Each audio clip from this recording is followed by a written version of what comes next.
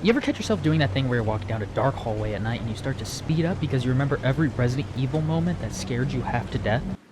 We've all been there. But here's the thing, that instinct, that primal urge to get out of there, that's actually the smartest thing you could do. Because after spending way too much time analyzing Resident Evil monsters, I've realized something terrifying. See, we all think we'd be the main character. We've played these games so many times. We figure we'd know all the tricks, but let me tell you exactly why you, me, and everyone else wouldn't survive. Don't be that one guy in the comment sections that's like, nah, I'll win, because you're not gonna win. You ain't gonna hit them with that hollow purple. Let's start off with everyone's favorite ceiling crawling nightmare, the liquor. And before you say, shh, just be quiet, let me explain why it's about as useful as bringing a pool noodle to a gunfight. First off, these lovely old fellows aren't just working with really good hearing. Their whole body is one ear. That slight shuffle of your feet, that sound of your heartbeat racing, even that little sniffle you're trying to hold back as you're about to cry. Yeah, they can hear all of that. And unlike the games, you don't get multiple tries when this thing decides you're its lunch. Let's break this down scientifically, because science makes everything more terrifying. These things can cross a room in less than a second. The average human reaction time is about 0.25 seconds. So by the time your brain processes, oh shoot, it's a liquor,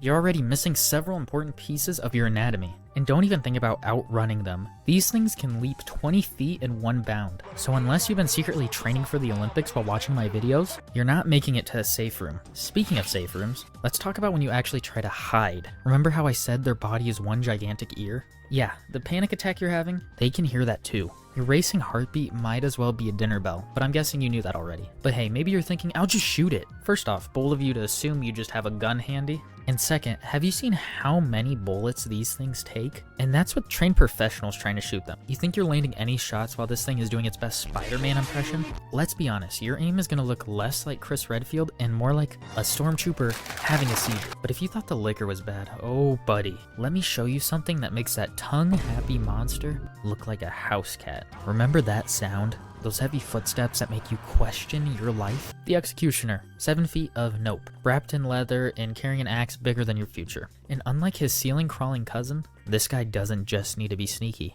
When you're built like a brick wall that went to the gym, being subtle isn't really a priority. You know in horror movies when people are like, oh yeah, at least we're safe in here? He's the reason that's not true. Walls, more like mild suggestions. They're just like spicy paper to this absolute unit. And here's the real kicker about our friendly neighborhood Executioner. You can't even use just run away as a strategy. Sure, he's slow, but emphasis on slow and not dumb. While you're busy celebrating getting to safety, he has already figured out where you're running and has taken 3 shortcuts to get there. Think about it, when's the last time you had to run for your life? That time when you're late for work doesn't count. Most of us get winded trying to go up just 2 flights of stairs, even 1. Meanwhile, this guy doesn't even need to breathe. Talk about an unfair advantage. Your average stamina bar is more like a TikTok video, while his is a Netflix series that never ends. But hey, at least these first 2 monsters are straightforward about wanting to kill you. Our next contestant is in the Ways to Die Horribly pageant. She likes to play with her food first. Marguerite Baker, the worst dinner host you'll ever meet. And that's including your aunt, who still tries to make that fruitcake. But unlike your aunt's cooking, Marguerite's special recipe includes actual insects. Like all of them, ever. Let's talk about why this is actually more terrifying than it first appears. One wasp is scary. A swarm of wasps, terrifying. But a swarm of wasps controlled by a mutated woman who climbs walls and wants to make you a part of her family dinner? That's therapy for life, assuming you live long enough to receive therapy. Remember how bad you are at dealing with one bug in your house? Yeah, multiply that by like 1,000 and add in some body horror and sprinkle on some southern hospitality gone wrong. That's what you're dealing with here. And here's the real nightmare fuel. You can't just bug bomb your whole house. These aren't your usual call the exterminator bugs. These things are basically her personal army, and they're not unionized. They don't need breaks, they don't need rest, and they definitely don't care about your pest control spray. But if you think Marguerite's bug problem was bad, let me introduce you to something that makes her look like amateur hour at the horror show, the Regenerators. You know that sound, the wheezing, rasping nightmare fuel that makes you want to immediately Alt F4 back to Animal Crossing?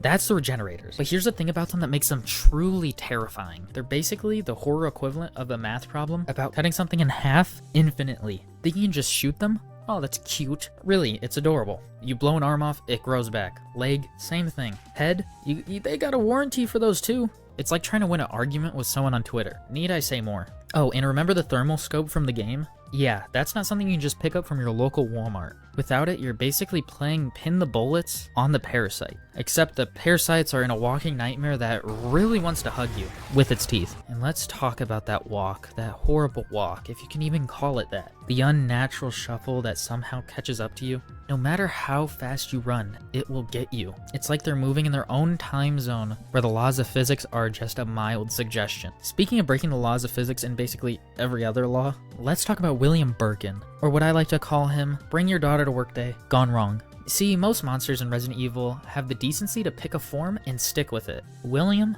not so much. This overachiever said, why one nightmare when you can be 5? It's like watching someone's deviant art account come to life. Let's break down why you're absolutely screwed if you meet this walking science experiment. First off, every time you think you've won, he gets angry and evolves. It's like playing Pokemon, except the Pokemon wants to eat your face and keep getting bigger. You empty an entire clip into him? Congratulations, you've just unlocked his next form. Think you're safe behind that steel door? He's about to introduce you to his new arm that's basically a Swiss Army knife made of nightmares. Running away? Cool, he'll just punch through the floor and meet you downstairs. It's like he's playing chess while you're playing hide and seek, and he's cheating at both. And finally, because Resident Evil decided regular zombies weren't enough, let's talk about when man's best friend becomes man's worst nightmare. Zombie dogs, or as I like to call them, the reason I can't look at my neighbor's chihuahua the same anymore. These things combine everything that makes dogs excellent hunters and everything that makes zombies terrifying. Think about it, dogs are already faster than us, hear better than us, and most of all, they can smell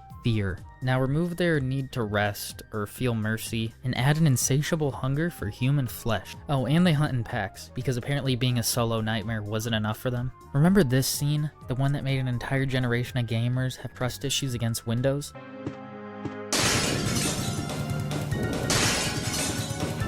Yeah, that's not even the worst part. In real life, you wouldn't even hear them coming until...